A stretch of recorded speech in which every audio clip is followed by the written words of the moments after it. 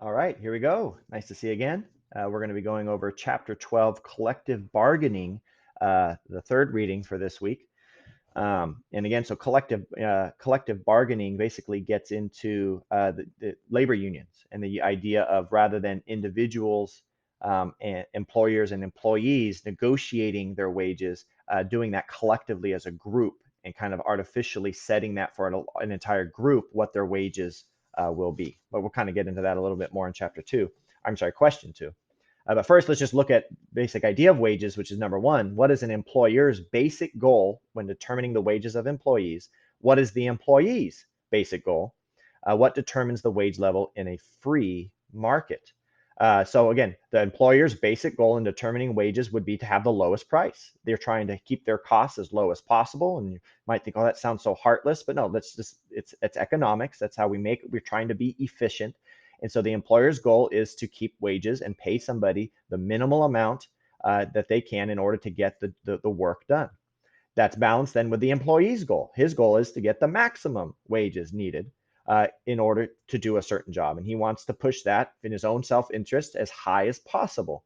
And so in a free market, you have those two competing things of an employer looking for the lowest possible and the employee looking for the highest possible. And so that's what we call equilibrium, that you have the supply and demand of labor. You have laborers demanding it, looking for the lowest they could possibly demand it. The employees supplying the labor, looking for the highest possible uh, uh, wage. And so that's where we have the curve, and you'd have the employers looking like this and the employees looking like this. And wherever they meet, the cross section, that's equilibrium. And that's where they agree. And so nobody's being exploited. It's just where they finally agree. It's like it's a negotiation. And that's what a market is. A market is a negotiation, a trade. And so to determine a wage would be an employer and employee agreeing on it with, again, the employer pushing it as low as possible, the employee raising it as high as possible, and then finally coming to an agreement on the supply and demand of labor at an equilibrium. And that equilibrium would be the wages that the employee is paid. So that's a free market. That's the basic free market example. So then we bring in collective bargaining. What is collective bargaining? And this is when either the employers or the employees as a group, as a collective, artificially set the price. So this could be, he calls this like a cartel if it's the employers. Like you could have a group of employers saying, we are going to artificially set the price lower than what people would agree to or what their labor is producing for us. Or for the employees, we are going to collectively set the price artificially higher than what we're worth as a collective. And so it's not a lot of times collective bargaining, you might think of just the employees trying to set a price, but you can also have downward collective bargaining from the perspective of the employers. And again, the definition I would give you is simply employers or employees artificially setting the price of labor or the price of the level of wages. And if it's the employers, they're artificially setting it too low because that's their goal. And if it's employees, it's artificially setting it too high. And what this does when you do it collectively is it disrupts the process of the free market that we've described in question number one. If you allow employers to artificially set the price too low, like them as a group have agreed, none of us are going to pay more than a certain amount to our workers. And again, he calls this a cartel. What that does, that's disrupts the process because that causes their business and their workers to underperform. He says that basically you are not paying people what they are capable of doing, so then that labor resource is not doing as much productive work as possible. The book talks about the example of you're paying $10 and people could do $15 worth of work in a competitive market where it's not collectively being bargained and set, but you won't pay them 15. You've artificially agreed not to do that. And so they have to go find a job somewhere else, a second choice, doing it for 12. And he says what that basically means is you've got people who are capable of doing a certain level of $15 an hour worth of work, but they're stuck doing 12 because you will not artificially pay them that amount, even though in a competitive market, that's what their labor would be worth. You didn't allow the free market to actually show you what their labor is worth. That's the value of a free market without these artificial imposed prices, whether on products or in this case, labor, because that's the only way we know what things are really worth, what the free negotiation and agreement allows us to see. And that's what I was describing in question one. And so if the employer set it too low, you're getting an underperformance. Output is down. People are not being as productive as they could be because you're not giving them that opportunity. And so now people are out there doing less valuable work when your economy, your market, your industry would could be using them in a more valuable way. You're wasting somebody's skills, you're wasting somebody's time and their labor. And then he says if the employees, on their other hand, set their wages too high, then that's going to, again, what we kind of talked about in the last section, that's going to raise unnecessarily the cost of labor, which means fewer jobs. Anytime you make labor more expensive, there's going to be fewer jobs. And so you're going to have higher unemployment. And so you're going to have less people doing work because they can't be employed. And specifically, again, just like minimum wage laws, specifically the less skilled workers are going to be hurt because, again, say the worker's worth uh, $10 of work. They say, no, we have to be paid 15. Then to hire employees at 15, you're going to have fewer employees. And so you're going to have fewer jobs. And the only employees you're going to be willing to pay the $15 an hour is the most skilled ones. You're not going to give that opportunity to a less skilled worker. And so you have more unemployment and more unemployment that's going to hurt the less skilled, which doesn't just mean incompetent. It means kind of people getting their start in the labor force, people coming right out of school, younger people trying to gain experience will not have those entry level jobs because collective bargaining and artificial setting of wages has basically priced them out of the market. And that too, again, reduces the output of that economy. It's less efficient. The result of collective bargaining overall, whether it's underperforming or, again, higher unemployment, is waste. You're wasting your labor. You're wasting your labor. The employers, if they do it, they're not employing people at their maximal ability level. And if the employees are doing it, then you're spending too much on what labor you're getting, and therefore you can't use more of that labor. Again, you're buying too much of the $15 labor when you could be getting it for more of it for 12, what it's really worth. So it's inefficient. Collective bargaining is an inefficient allocation of labor, and it leads to waste and overall reduction in output. Another way to put it is because it forces everybody to do their second best choice.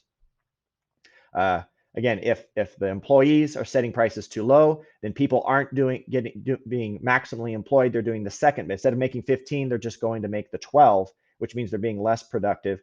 Or vice versa, if the employees make it too expensive, then you don't have as many people working for the 10 or the 12 because you can only hire a few at the 15. So again, when people are doing their second best choice because of some sort of artificially imposed price, that's waste. That's inefficiency. Question 3, what effect do labor unions tend to have on industries in which they gain a foothold? What trend in labor unions has this produced in the US in recent decades? He makes the idea of, so labor unions, which are the source of oftentimes of this collective bargaining in the name of employees. He says, the short-term effect is the employees who are able to keep the jobs, the more skilled employees that are still willing to be hired for the higher wages that are being imposed or negotiated through collective bargaining. That seems like that's a short-term benefit, but in the long term, they actually hurt the industry. They destroy the industry because they lower its productivity. Because when they artificially raise the cost of labor, they artificially raise wages through collective bargaining, that means there's going to be fewer jobs. And the few people who keep the jobs and are higher skilled, they benefit. But the people who don't get the jobs, the people who are let go, or the less skilled people who can't get entry into that position, which again, that's why the biggest supporters of labor unions, they're oftentimes are trying to keep out new competitive employees, the people just beginning to enter a labor force. They're actually kind of protectionist. They do a good job for the ones in the union, but as a whole, it hurts employees because it creates fewer jobs, it lowers productivity, and it drives away businesses to alternatives.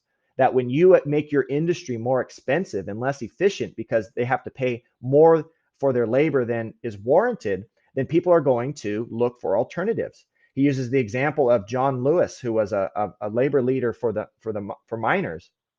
And again, you read, he's not just saying everything this guy did was wrong, but he points out that while this guy raised and collectively bargained for the higher wages for the miners, and that benefited them, and he says many of that, especially the safety aspect, was very necessary.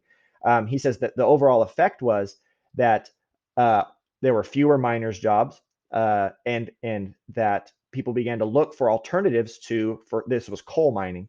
They began to look for alternatives to coal. And he says this guy, by protecting the wages and the jobs of miners, he actually was the greatest oil salesman in the nation, because what that meant is, as the cost for labor for coal miners went up, people said, well, how else can we do this? What's the alternative? Where else can we turn? What other industry can we develop? Because this has become too expensive. And so he helped his workers in the immediacy. But what John Lewis and the labor unions basically did is they destroyed the mining industry. They destroyed the mining towns. And so in the short term, they had higher wages, but they became fewer jobs. They drove people towards the oil industry. And over time, when you see all these Rust Belt towns that have lost work, or they've lost, they've kind of lost the heart of their industry, it's because they became more expensive than they were worth. And the jobs and the industries went elsewhere. And so it overall hurt that industry. And he says over time, the U.S. has begun to figure this out, that wherever labor unions have come in and begun to collectively bargain and artificially set wages high, those industries have become less efficient, more expensive, and they begin to deteriorate as they offer fewer jobs and people begin to go to other alternatives.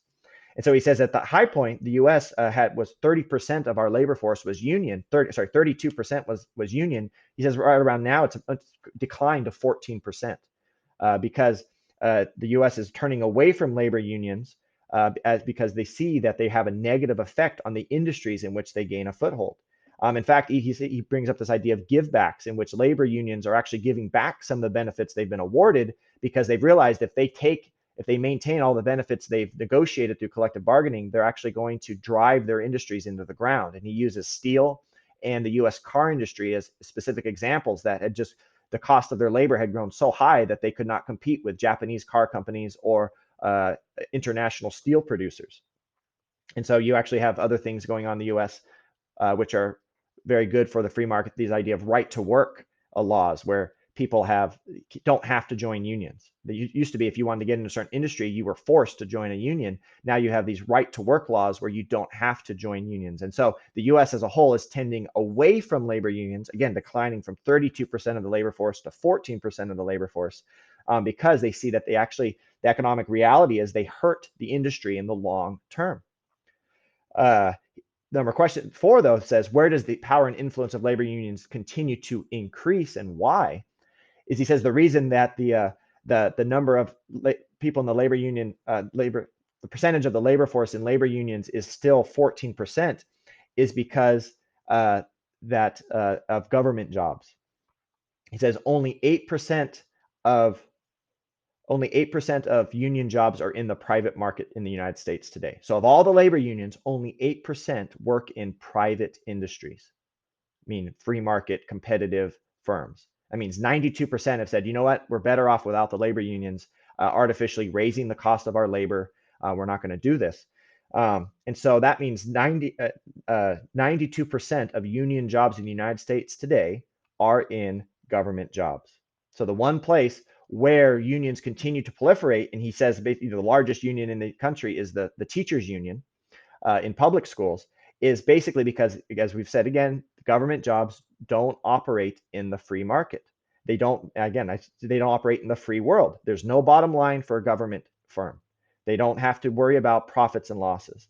They don't face competition. They're not spending their money. So they are able to raise their cost of their labor. They're able to provide more and more benefits and collectively bargain and set wages way beyond their level of productivity, because they don't ever face, they can't go out of business. They can just increase taxes. They can seek more funding.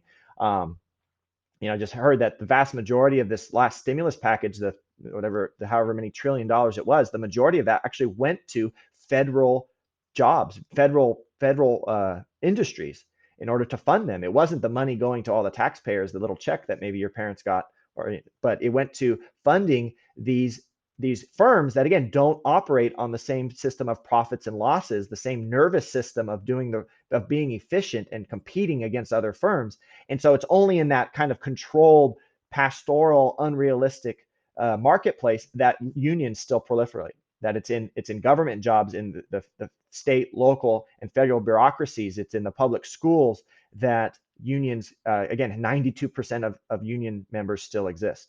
And again, the only reason that is because they don't face the real pressures of a free market. And that's one, again, continuing to the gross inefficiencies. Again, this isn't a knock against government workers or a knock against public school teachers. They work really well. But the labor union and the system as a whole is grossly inefficient, wasteful, because again, they don't have to serve their consumers with the same pressures and the same competition that the private firms have to.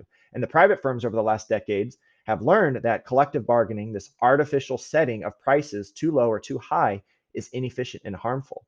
And so again, the only place not to be learning that lesson is in government or non-free market industries, because again, they don't face the consequences of being bad at their economic jobs in the same way that a private firm has to in order to survive. All right, one more.